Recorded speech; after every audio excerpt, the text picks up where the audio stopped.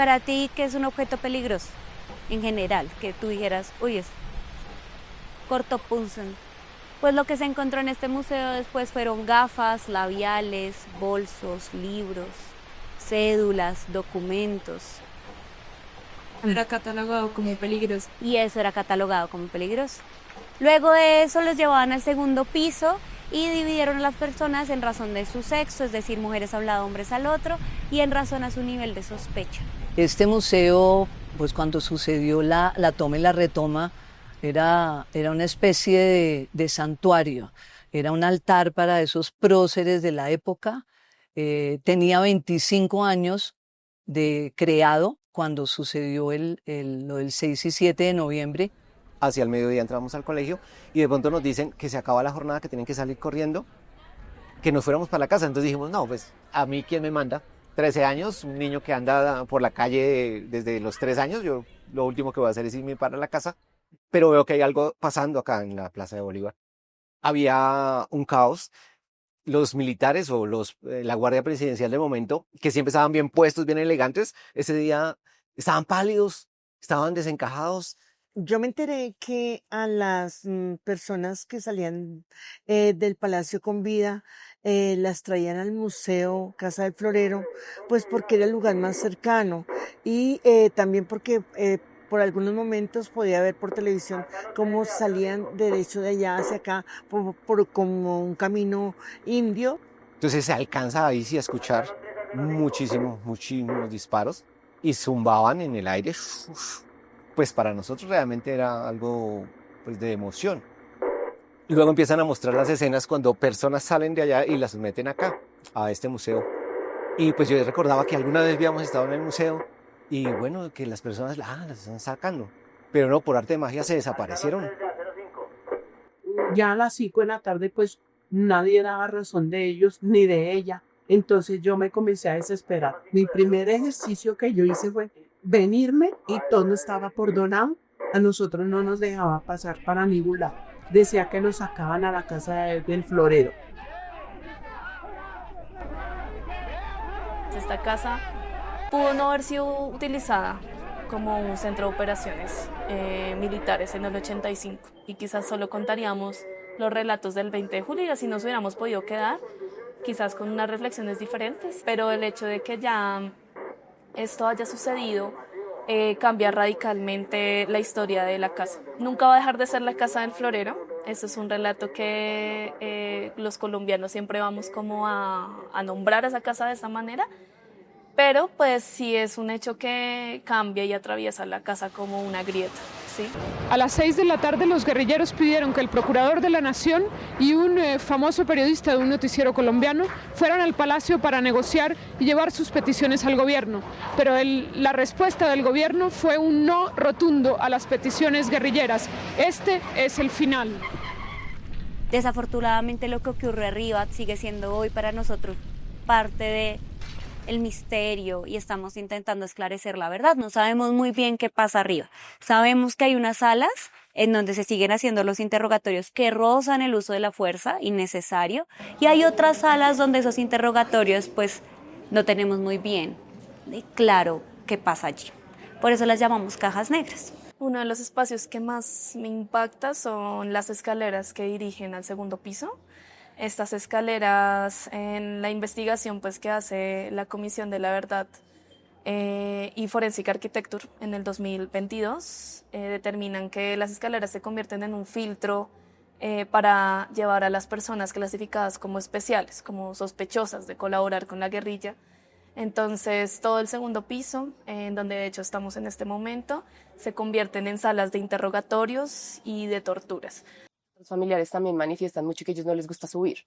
Como no hemos tenido esa interacción tanto que como si en el primer piso, pues yo creo que subimos y es como que abajo yo estaba súper tranquila, feliz, o sea, como...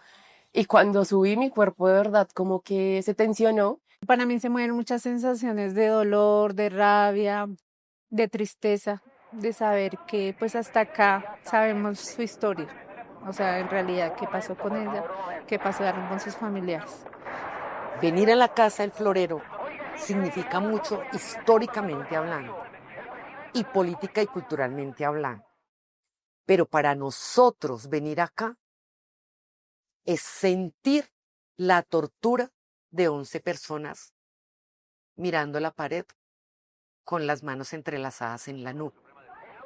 Para nosotros venir aquí es volver a escuchar los cañones, es volver a escuchar a Reyes Echendía pidiendo el cese al fuego. El presidente de la República dé finalmente la orden de cese del fuego. Y es volver a sentir las patadas que hemos sentido en la Plaza de Bolívar, en los tribunales. Eso es lo que siento yo cuando estoy acá. Sí, nos han invitado como a muchas cosas acá, pero ha habido resistencia de mi parte y también pues, de mi familia, digámoslo así. Sé que se han hecho lecturas, incluso acá de La Siempre Viva, han hecho conversatorios, pero no,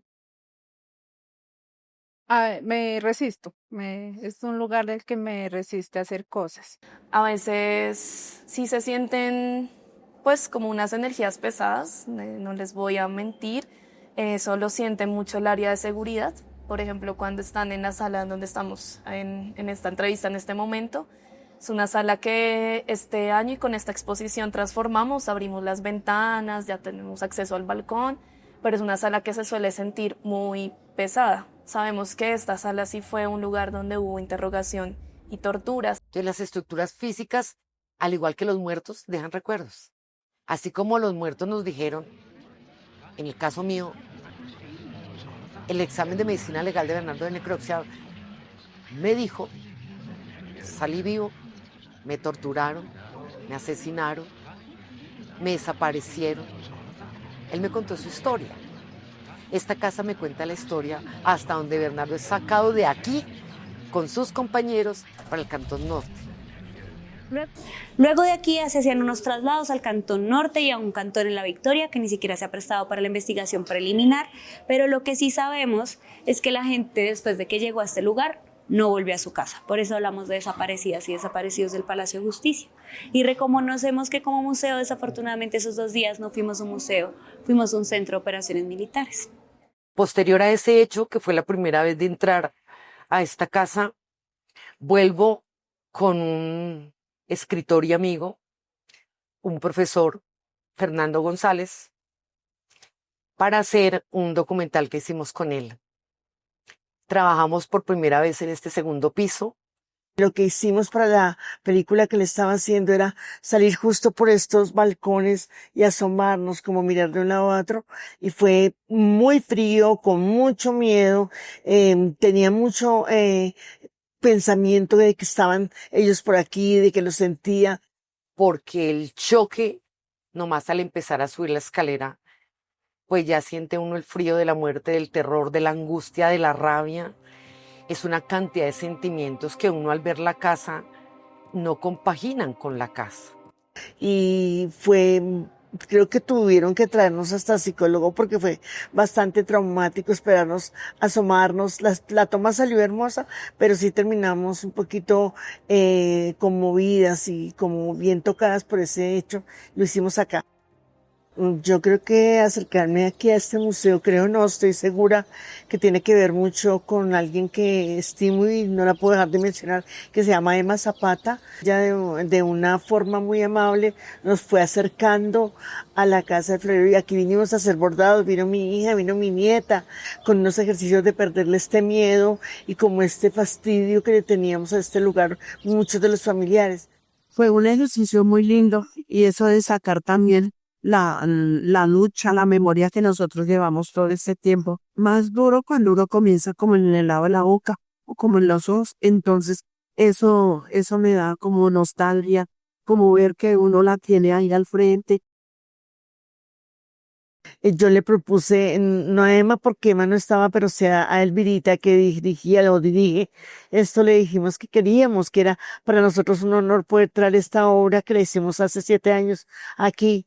Y yo creo que la respuesta fue muy bonita. Llegamos, para mí fue duro porque saber que contar la vida de nosotros en una parte donde de pronto estuvo mi hermana y los desaparecidos fue duro, pero nos salió muy bonito, la gente nos aplaudió, la gente lloró y yo decía, ay, llegar a entrar donde de pronto tuvieron a Rosa, pero no sé por qué en los videos, eso sí, en ningún video veo que ella sale viva. El año pasado yo participé en una beca con Ideartes y hice una animación y uno de los lugares donde quisimos venir a proyectarla fue acá. Pero también fue abajo, en el primer piso, o sea, como que no pasaba yo de ahí. Digamos que fue ese primer paso para reconciliarnos, sobre todo yo con el espacio, pero también para poder darle esa otra visión de la historia, o sea, contar la historia por nosotras mismas. La historia ha sido narrada por muchas fuentes, por muchas partes.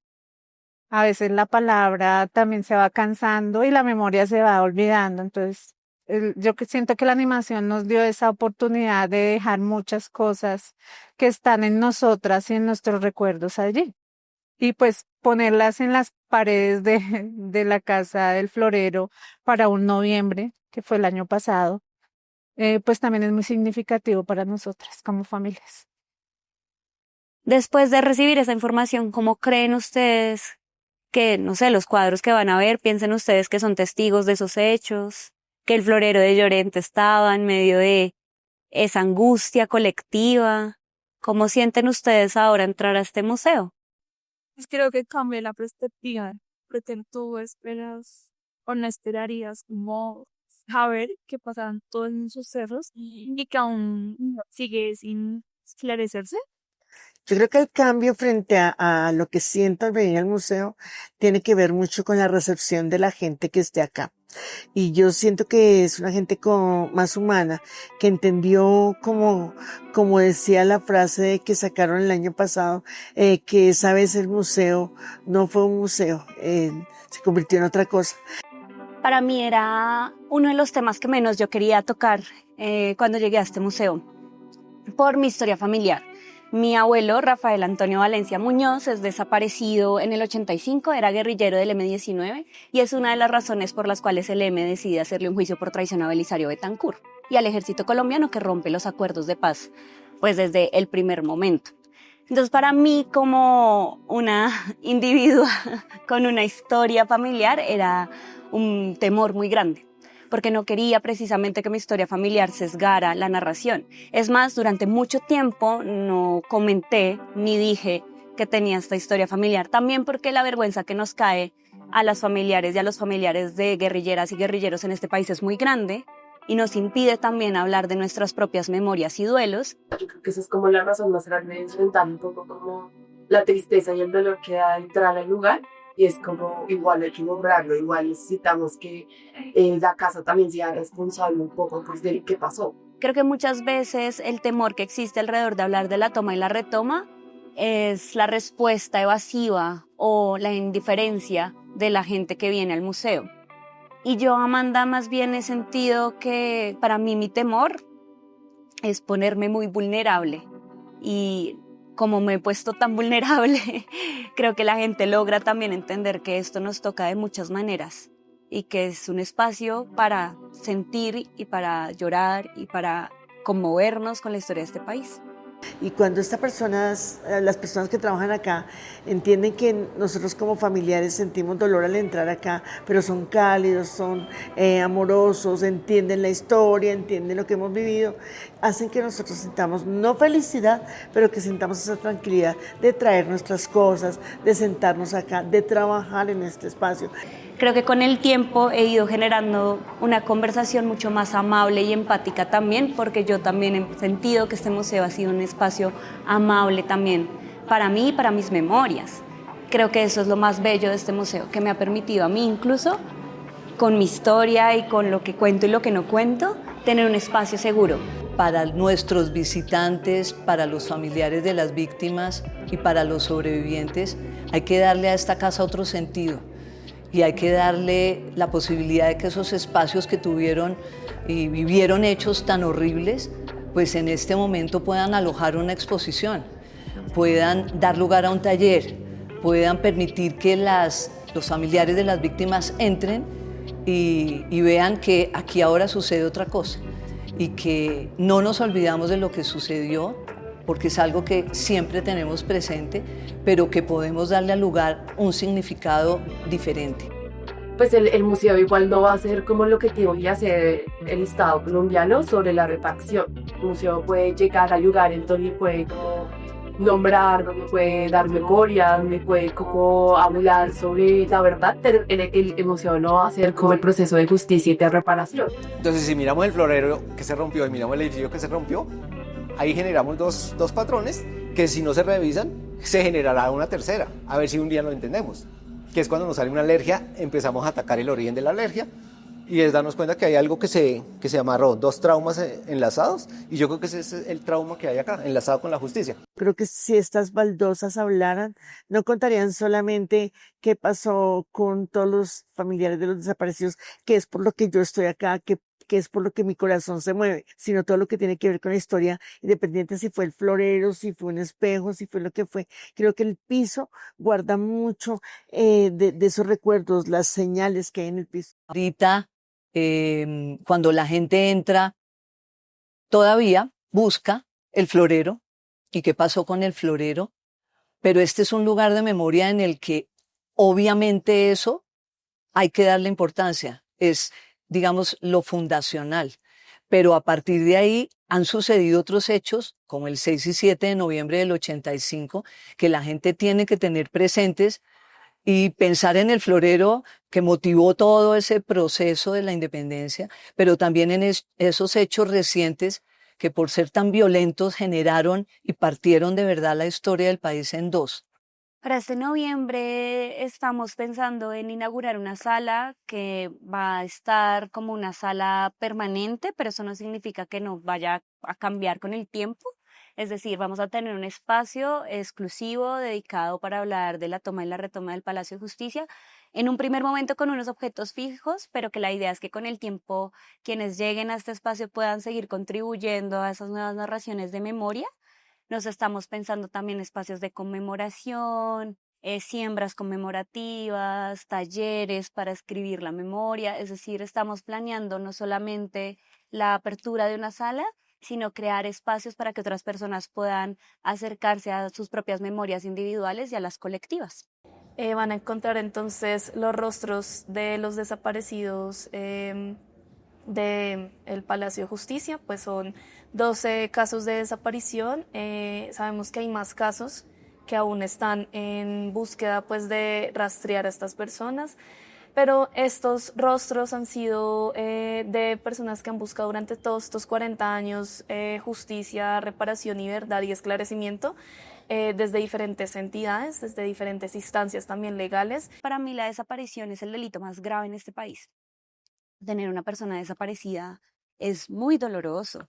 Tener además una persona desaparecida implica siempre vivir con la incertidumbre y con que no hay un espacio para llorar o para hacer el duelo. Y creo que esta sala va a permitir eso para quienes tengan familiares que no están o que no saben dónde están. Tener un espacio para el duelo es para mí de las cosas más bonitas que vamos a hacer. Estos casos de desaparición y de búsqueda suele ser en el sistema colombiano muy revictimizante, ¿no? Cuentan una y otra vez cómo ha sido el proceso de búsqueda y también cómo eran sus seres queridos, entonces no es fácil tampoco para ellas y para ellos acercarse a este lugar. Y han pasado 40 años y yo hoy siento lo mismo, como la tristeza, la nostalgia. Y subir acá es también como revivir esa historia triste de lo que ellos pasaron y por lo que ellos sufrieron. Pero además creo que es un espacio donde familiares de personas que nunca han sido mencionadas o que no tienen un lugar de la memoria pueden venir a sentirse seguras y seguros. Es una sala que no juzga y que invita precisamente a eso, a que quienes no tengan un lugar para hacer el duelo pueden tenerlo aquí. ¿No es bonito venir a este espacio? No. ¿No se siente bonito? No. Pero hace parte de la dignidad de ellos.